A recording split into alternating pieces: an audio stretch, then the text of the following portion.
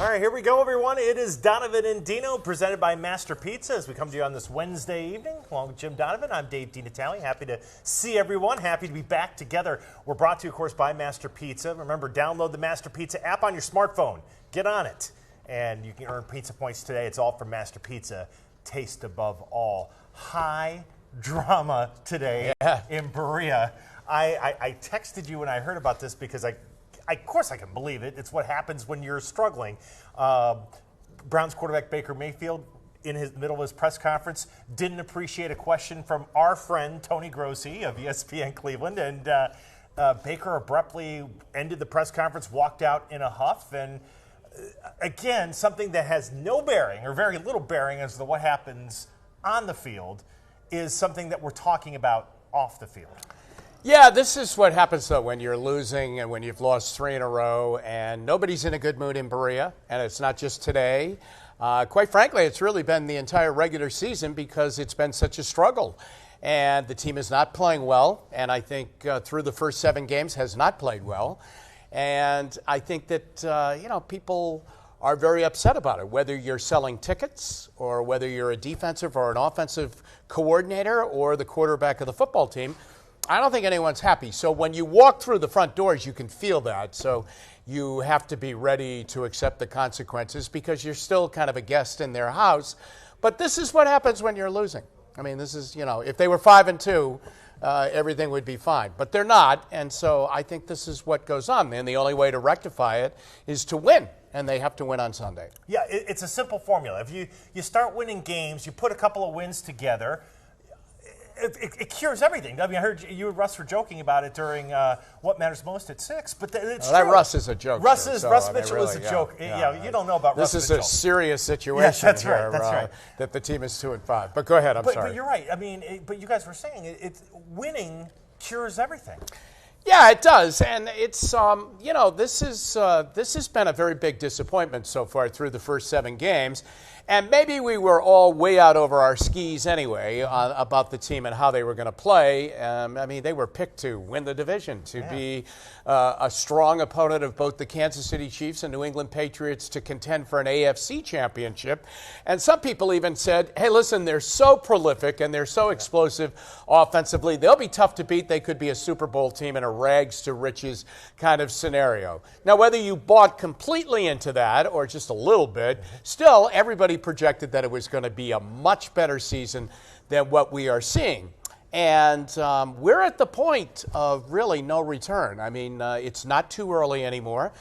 We're 7 games in, and they're at a stretch where a lot of people predict that there are wins in front of them, but you're at the point where you have to win a game now, and you have to do it on the road. I mean, if they were playing at home Sunday, you might even have a little bit more of a confident feel, but they're going to have to do it on the road against a team that is struggling maybe as much, if not more than they are going into the game.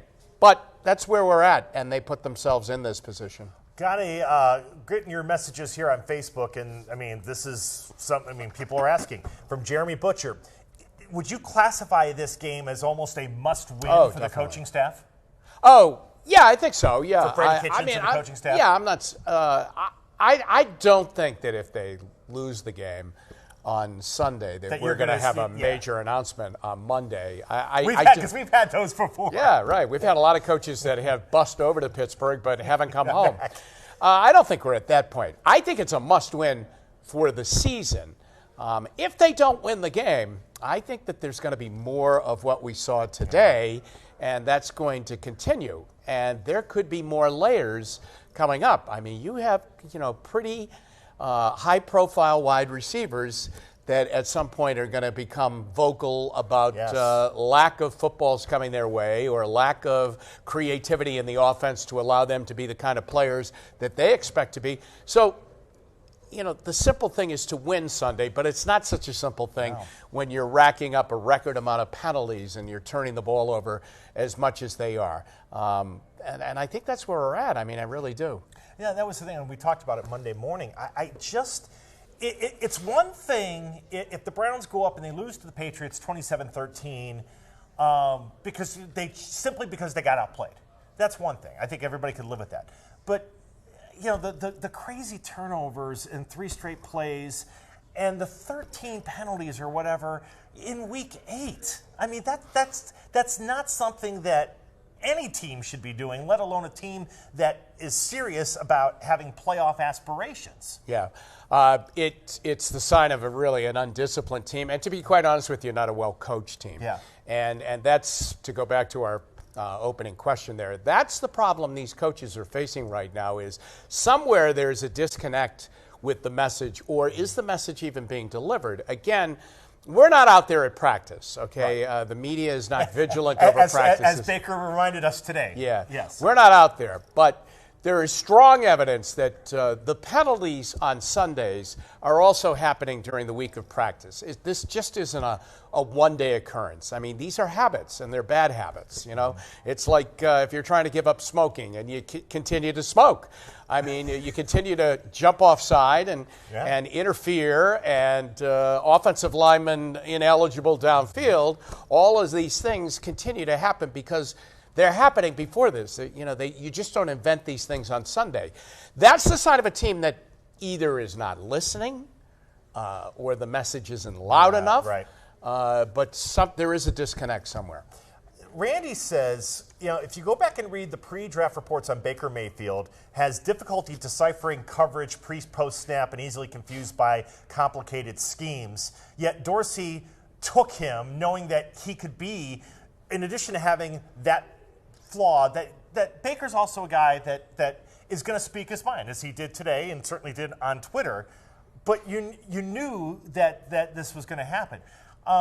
But you know what? When you win, as the Browns did last year, it doesn't matter. You love Baker. Yeah, but I didn't think he had any trouble with coverages last year. So, I mean, pre-draft scout reports. I mean, if you read the pre-draft scout report on Drew Brees or Tom Brady, it doesn't fit to what the player they are today. But last year, I never thought, as a matter of fact, I always thought that in every game there's an equation that you have to find the form and then come up with the answer. And I thought many more times than not, he came up with the answer. So I would disagree with that. I think he is getting extremely complex defenses thrown at him, okay? Here's the other thing. They've lost to some really good teams, okay? Seattle's lost 2 games. The Patriots and 49ers haven't lost at all. Yep. Should they have lost to Tennessee? No, they shouldn't have lost to Tennessee. And to be honest with you, they shouldn't have lost to Seattle. They should have blown them out with the way the game was going. But they did. They shouldn't be 0-3 at home. But there's no shame, as you said, to losing to the New England Patriots. No. And I didn't think that he looked confused at all Sunday by the Patriots. I disagree. I disagree with that. I thought the Browns moved the football down the field in many cases, pretty well. And and I know you and Deke talked about it. I mean, they were doing a good job controlling the line of scrimmage. And even after Chubb had the fumble after the big run, I mean, they were still moving that Patriot defense back. Yeah, and I think what happens, and this has been kind of a chronic problem for them, I think what happens is they forget how they got down the field. Yep. They get down the field with Nick Chubb. I mean, Chubb, 2 fumbles, no doubt about it, and that will be rectified. Of that I know. I don't know about the penalty problem, and I don't know about the turnover problem interception-wise. But I do think that Nick Chubb is not going to be a fumbler. Yeah. You're not going to – the second line of his resume is not going to be does fumble a lot, okay? But here's what I would say. There's a guy that put the ball on the ground twice against a really good defense, and he still had 131 yards rushing. But when they got down the field, they forget about him. Right. They take him out of the game plan. I mean, in the opening drive of the second half, he literally took them down the field. They got inside the red zone. They went empty backfield again. And, you took a penalty, you took a sack, and the next thing, Seibert's kicking a field goal. The Patriots come right down. They score a touchdown. They know how to get down the field. Nick Chubb too many times, whether it's the final 4 plays of the game against the Rams, or whether it's just before halftime against Seattle, the Browns forget or take him out of the game plan. And he's the guy you brought to the prom, right? And they leave him when it's time to crown the king of the prom. He's out. I mean, you've always used the term with him. He's the stabilizer of this offense. He's the engine. But he really is. He's the engine. Go to him. It'll make everything else. well. In addition to the coaching staff, I wanted to bring this up with you because kind of lost in these last couple of days as the trade deadline happened. The Browns didn't do anything, but they traded Jannard Avery the other day. And, last week they traded Austin Corbett. Right. Two guys from that 2018 draft. Right. Now all of a sudden I sit and go, well, Mayfield, Ward, and Chubb, I don't have any issues with. But, all of a sudden maybe that 2018 draft doesn't look as great as maybe it did a year ago. And so far, other than Seibert, I'm not so sure that the 2019 draft is going well. And I'm wondering if you have to sit and say, okay, do we have to maybe put more of a lens and more of a focus on some of the people that John Dorsey and Alonzo Highsmith and Elliott Wolf are bringing in here? Because maybe they've had a few more misses than we've thought. Well, it's certainly it's beginning to look like that. Yeah, I mean, you should take a look at it.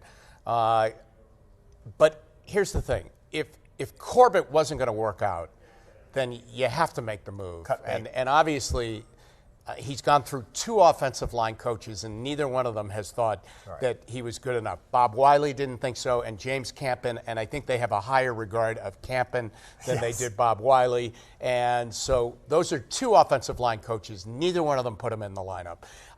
So it's a blown pick, no doubt about it. Top of the second round, blown pick, absolutely. But you gotta divorce yourself. Now you're going to see a situation on Sunday where the Denver Broncos are going with this kid at left tackle, Bowles, who John Elway drafted, who was a first-round pick, and he is getting scorched, okay? And everybody in Denver is saying, you got to get him not only out of the lineup, but you have to cut him. But John Elway is too proud to do that because it was his pick. So, they're force-feeding him in. So you're not going to hit them all, no doubt about it. I mean, we thought that he had hit them all. Right. I don't know what happened to Avery. I really don't know. There are a couple of stories out there. Number one is that the scheme that Steve Wilkes brought in didn't fit him. He's basically a pass rush defensive end. He's a tweener because he's kind of a linebacker defensive end, but they use him in pass rushing situations. They seem to be more enamored with Chad Thomas, another draft choice of theirs in the third round. Avery was a fifth round. When he got hurt in training camp, he never really came back, and I don't know if that was a physical thing. Some people had thought he had gotten out of shape, couldn't get himself back into shape. So I don't know what that is. The only thing I can say is you trail draft picks, and then you wonder what they got for Austin Corbett. Are they going to turn that into anything? It's a very late draft choice. Avery's a better draft choice. I think it's a fourth. You have to wait on that. This year's draft, you're right. I mean, we don't know enough about Greedy Williams because he was hurt for a month. And I don't know if you're going to see a lot out of him. Taki got hurt and missed the entire training camp, and right now he's just a special teams player. Yeah, if it weren't for Mac Wilson and Seibert, you sit there and you go, man. Yeah, I don't know about Drew Forbes. I mean, someday you could see Drew Forbes as a starting right tackle for the team, but he got hurt too. So, there are some unanswered questions. Yeah. Andrew says, I would be extremely disappointed if the Browns don't go 6-0 in the AFC North. We better start executing the small details of the game. Well, that's come, those division games, a lot of division games are coming up after you deal with the Broncos and the Bills. You're going to start seeing the Bengals and the Steelers and one more with the Ravens. I understand what he's saying. It'd be tough to go 6-0, but you have to do well against your division, and certainly you better start turning things around at home once you start playing games at First Energy Stadium. Yeah. Well, they beat the team that they played. You can only go the way the schedule goes. They're 1-0 in the division. You would like to think that game late in the year against Baltimore will have a lot of juice to it, and it could mean a division title. I don't think Pittsburgh is a walkover. I mean, they're a game ahead of us now, and they are surviving with Mason Rudolph playing, although they played the Dolphins last week, and he didn't play well early, but they survived, and they won the game. They did what they had to do. I think they are finding a way to do it, and I would imagine it will be difficult to win over at Heinz Field, and it's going to have to, but we said that going into the season. You have to have these breakthrough victories. You have to, and they did. They won in Baltimore, and they won decisively in Baltimore, and now they're going to have to go over to Pittsburgh and they're going to have to win. Cincinnati looks like, 2 wins. Yeah. They're really in very, very bad shape right now and going with a young quarterback in Ryan Finley. So I agree with you. I mean, it's doable, but there's a lot of work to be done. Yeah. last thought. The Odell Beckham situation. Just again, it's they're not getting him the ball enough, and they're certainly not getting him the ball where he's able to explode. Some of that's on him. Dropping back shoulder passes. That's on him, and I'm sure he would say that. But it's not working, I guess, is kind of where I'm going with it. The Beckham, the OBJ experiment through about halfway into the season, it's not working yet. No, it's been a huge disappointment. But if you go back in time, I mean, how the heck could it have worked? I mean, the guy was never at practice. Right. He really didn't do anything in training camp. It really, let me put it to you this way, and it kind of goes into the OBJ thing. Right now, if you told me the Browns and the Indianapolis Colts, because we got a pretty good look at that this summer, okay, and at the time that we were over there in Indianapolis at their training camp, remember, Andrew Luck was still a possibility, and they thought a probability that he was going to play, in fact, that he would play on the opening day of the season, and that didn't happen. And I look at that team right now, and I watched them in training camp, and if you had said to me which team would be 2-5, I would say the Colts. Right. And definitely they could be 0-7 with the news that Andrew Luck was going to retire. But they're a hardworking team. They're not individuals. Yep. Okay. They have a quarterback that plays in a system, and that's Jacoby Brissett and Andrew Luck before that. And I look at the Browns, and if you looked at the two teams during the week of practices, you would have said the Browns will be 5-2, and Indianapolis is in for a rough year, and will probably have to go and draft a quarterback in the upcoming draft because Andrew Luck is in such an injury state, and of course we found out that he retired. But I look at the Browns right now, and I say there was so much wasted time in training camp and in the offseason, and nobody was doing anything, and everybody thought that on that opening Sunday against Tennessee, they're all just going to put their orange helmets on and go up and down the field and just have a merry old time. And it really is a hard work sport. And the teams that work hard, like last Sunday, the New England Patriots were not glamorous, they were professional, and they just won the game. That's what they do, and that made 8. They're 8-0, and he's won 300 games. This team did not get the work done, and we just kept saying, and we all bought into it too. You know what? You don't want to get them hurt. Right. You don't want to get them hurt. Right. I mean, they didn't have a bead of sweat on them. These high-profile players that the Browns acquired, and especially Beckham, okay? I mean, he didn't do anything, okay? We didn't even know if he was going to play in the opening game because of this quasi-hip injury, and it hasn't worked. And that's where it failed. It failed in May and June and July. And here we are now in late October, about to get into November. You're paying the price. You're paying the price. All right. Last thought.